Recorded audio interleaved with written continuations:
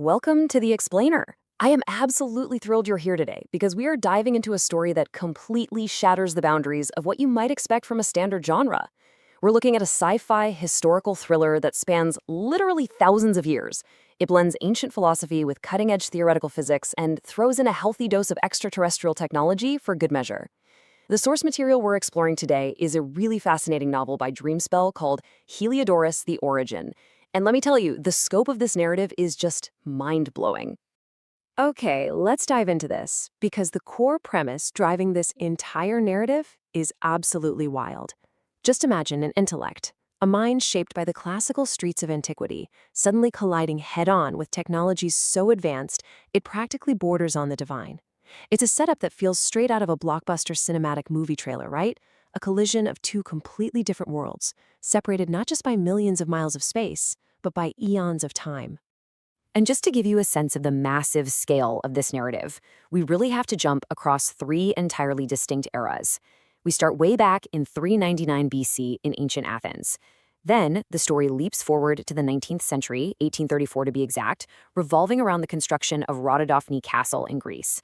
And finally, it catapults us right into the modern day, the year 2030, inside the high-tech, sterile halls of the Max Planck Institute in Germany.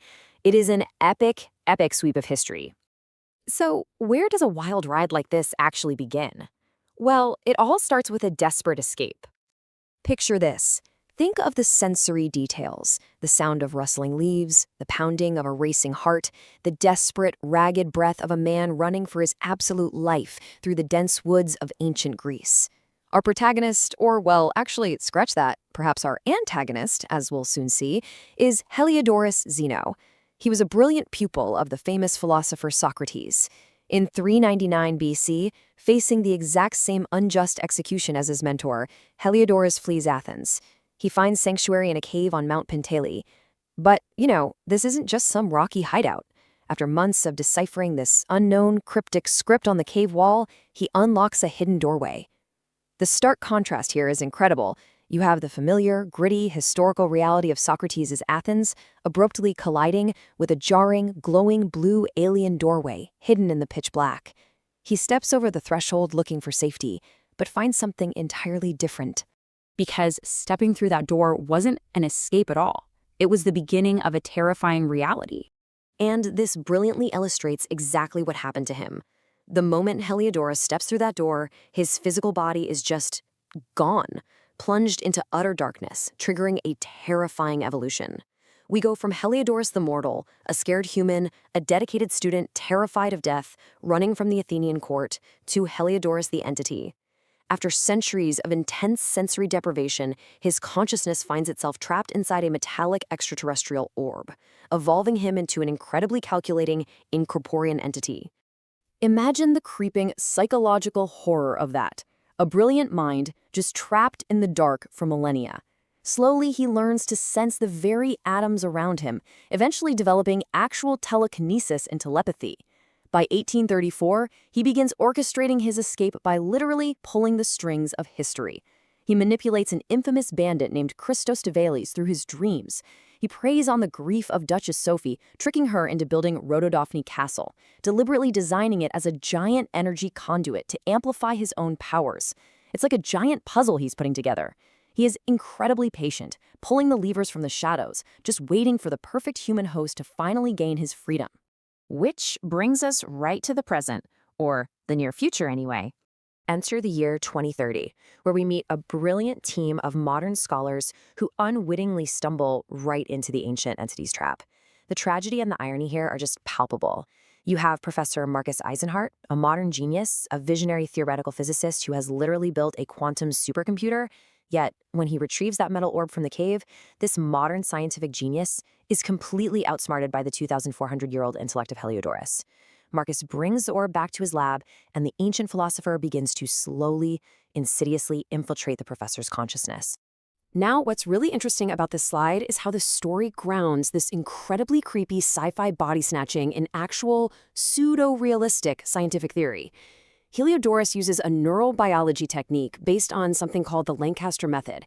Get this, He extracts Marcus's own stem cells, grows a functional human cerebral organoid in a lab, merges this biological brain tissue directly with the alien metal orb, and then actually integrates the whole shebang directly into Marcus's own brain. It's an absolute nightmare fusion of ancient willpower and cutting-edge 21st century science. But if you think one possessed professor is bad, well, the stakes are about to get much, much higher.